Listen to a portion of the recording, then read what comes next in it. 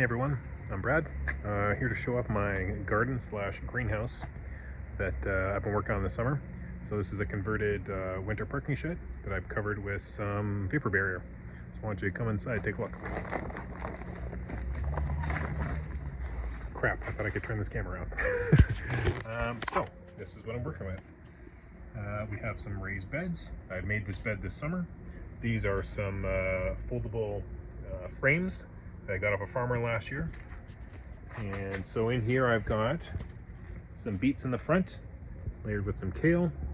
I'm trying to work with levels, so I got some snap peas here. I put them in late, so I don't think they've fruited for me yet.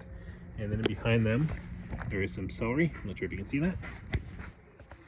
Next one here is another low bed. I tried some onions at the front. Looks like these beets here are just kind of taking over. The greens are really big, so I've been actually eating the beet greens to help kind of make some more space. There is a row of carrots in there. I'm not sure if you can see those. Again, I think the beet greens have kind of taken over, so the carrots haven't picked up quite as much as they had wanted to. In the back, there's two different types of tomatoes. There's a black Krim, and this is a Tasmanian chocolate tomato. What I've done here with the wire here and these posts, it's called I saw this on the internet the other day, it's called a Florida weave. So you basically put a post, plant, post, and you tie off the string at one side and you weave it in between, and then you tie it off on the post on the other side. And then what happens is if you have an indeterminate variety or a tomato that grows really tall, you can do them in stages. So I did basically a weave there, a weave back, and then did another layer up above. So you can see that there. And over here's my big garden. I have mostly tomatoes at the back. I have 4 different varieties. Black Krim, one's a Boxcar Willie, another Tasmanian chocolate, and another one, don't remember what the other one is, I'm not gonna lie. Then at the end I have my cucumbers. So I made a little A-frame. You can kind of see it in there somewhere.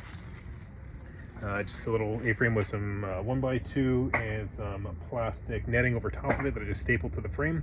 And that has really helped these guys climb. They're doing so much that they need more room to climb, so I'm going to try and find something to do vertical here. And then in here I've got my basil. I've got marigolds on the outside, mainly because squirrels loved to eat my garden last year, and I heard marigolds were great for help keeping them out. I also have some other colored basil. I've harvested some of this already. I've got some rosemary going here. This is a flower in here that just hasn't really taken off yet. And I got different types of peppers. They're just starting to flower right now because what I have been doing with my peppers to help them grow more vegetatively, I've been picking off the flowers to help the plants grow more in the green side so they get stronger. I even staked my peppers now. You can start to see a little guy right there. Not sure if you can see that. I've got some dill in here. More different, so I got basically some Hungarian hot wax, some red and yellow peppers, and then mostly tomatoes at the back with my cucumber. I did try to plant something under the A-frame. Wasn't a good idea. The cucumbers basically blocked it out. And then over on this side here is mostly my herbs. Mint, lemongrass that's starting to flower on me. I've got some small little lavender here. This is a house plant, just a spider plant that I found last year. It did really well outdoors in producing babies, so I'm keeping it outside to see if it'll help. I've got some chives and some other greens here. Then I've got some coriander, which I initially thought was cilantro. And then I also have, if you ever like golden berries or ground cherries, there's different names for them, but the little yellow or orangey yellow fruits you get have a lot of little seeds inside. I find when you get them from other countries and they come here, they're like really tart and they got a sweetness to them. The ones I've grown in the past, the native variety, where is that guy? Right here. So I think that's the one, the ground cherries I've grown in the past. And these ones I've actually grown from seeds that we've gotten from with a more like rounded leaf where it's like less jagged on the edge. Not sure if you can see that versus this guy, or it's a little bit smoother. I've grown both varieties to see if one tastes better than the other, so I can kind of perpetuate that and just save some of the seeds. And then this guy here is my cannabis.